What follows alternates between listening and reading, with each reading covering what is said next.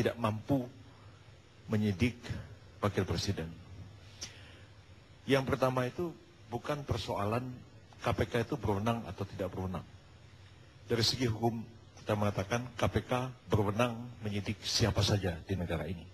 Tidak kecuali presiden dan wakil presiden. Kita tidak mengenal adanya istilah warga negara istimewa. Dulu ada forum privilegiatum di bawah Konstitusi dan Undang-Undang Dasar 50. Tapi sudah itu tidak ada lagi. Jadi presiden dan wakil presiden itu bisa disidik, bisa dituntut oleh KPK, oleh polisi maupun oleh jaksa. Meskipun polisi dan jaksa itu diangkat oleh presiden, tapi kewenangan mereka bukan dari presiden. Kewenangannya bersumber dari hukum. Karena itu bisa menyidik, bisa menuntut presiden itu. Dikaitkan dengan apa yang dilakukan oleh DPR. DPR sudah menggunakan hak pengawasannya, menggunakan angket, dan ketika angket itu, dia bertindak melakukan penyelidikan terhadap kasus Senturi itu. Bedanya, DPR itu bukan penyidik. DPR itu adalah lembaga perwakilan, lembaga politik, dan dia tidak bertindak pro justisia dalam melakukan penyelidikan dan penyidikan. Karena itu statement Abraham Samad mengatakan, silakan DPR melakukan penyelidikan dan penyidikan. Penyelidikan apa? Karena DPR itu bukan lembaga seperti KPK yang dapat bertindak melakukan penyelidikan dan penyidikan atas nama pro justisia. Dia tidak. Dan itu dilakukan oleh DPR ketika mereka melakukan angket itu. Ada kewenangan untuk panggil orang, periksa orang. Itu dilakukan ketika DPR menggunakan hak angketnya.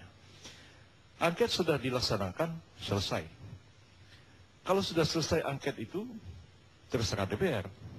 Karena DPR dapat mengeluarkan hak penyataan pendapat. Hak menyatakan pendapat itu baik menanggapi kebijakan pemerintah yang menimbulkan gejolak di masyarakat, maupun sebagai tindak lanjut dari penggunaan salah satu hak DPR. Tapi kan DPR tidak memilih untuk menyatakan pendapat. Menyerahkan itu kepada KPK, jaksa, polisi untuk mengambil langkah-langkah hukum. Jadi kan sudah selesai sampai di situ. Bola itu sudah ditendang kepada KPK. Kenapa KPK tendang lagi kepada DPR? Sampai kapan selesai masalah ini? Nah, timbullah keraguan-raguan masyarakat. Ini KPK serius atau tidak? Abraham mengatakan, siapa yang mengatakan kami tidak mampu? Tidak ada orang yang meragukan bahwa KPK itu mampu atau tidak mampu untuk melakukan penyidikan kasus itu ini. Persoalannya KPK berani atau tidak berani, mau atau tidak mau melakukan penyidikan ini. Di situ kunci permasalahannya. Sekarang, kita sudah melangkah, 2 sudah dinyatakan tersangka. Coba kita pikir, pertama yang dinyatakan tersangka ini, orang yang sudah stroke yang tidak mungkin diadili. Kedua, Siti Fajriah sudah sakit parah. Ini nyatakan tersangka beneran atau apa? Kedua, Budi Mulya. Tersangka. Budi Mulya itu kasus gratifikasi, dikasih uang sama Robetan Tular. 2 ini dinyatakan tersangka, ada urusannya sama Senturi. Sehingga orang mengatakan, KPK ini main-main aja. Nggak serius. Di situ letak persoalannya. Jadi, kalau sudah begini kan sama seperti dulu pada zamannya Gus Dur, Kejaksaan Agung mau menuntut Pak Harto, dikira orang akan menuntut apa yang dilakukan Pak Harto selama 32 tahun berkuasa. Tapi ternyata yang dituntut itu hanya masalah yayasan. Kecil sekali. Jadi kalau dinyatakan Siti Fajriah, apa yang mau digali dari Siti Fajriah? Orang sudah stroke. Ngomong nggak bisa, tetangga aja nggak kenal. Apa yang mau dikorek dari Budi Mulya? Hanya masalah gratifikasi. Masalah kebijakan Senturi. Apa bailout itu tepat? Apa melanggar hukum atau tidak? Ini ada perpu-perpu dikeluarkan. Apakah kebijakan bisa diadili atau tidak? Saya baca buku-buku Belanda yang anti kenyang membahas tentang beleid. Beleid tidak bisa diadili, ada syarat-syarat begini. Tapi orang juga melihat motif. Kenapa dikeluarkan perpu kayak begini? Ini tuh melindungi siapa? Motif itu bisa diurai. Panggil ahli-ahli menerangkannya. ke KPK. Ada motif tidak?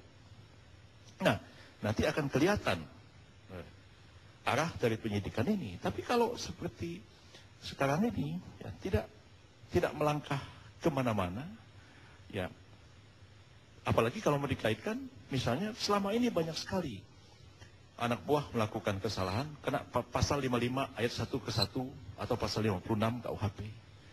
Dalam hal Bank Indonesia, ini tidak berlaku itu. Karena keputusan itu diambil oleh Dewan Gubernur.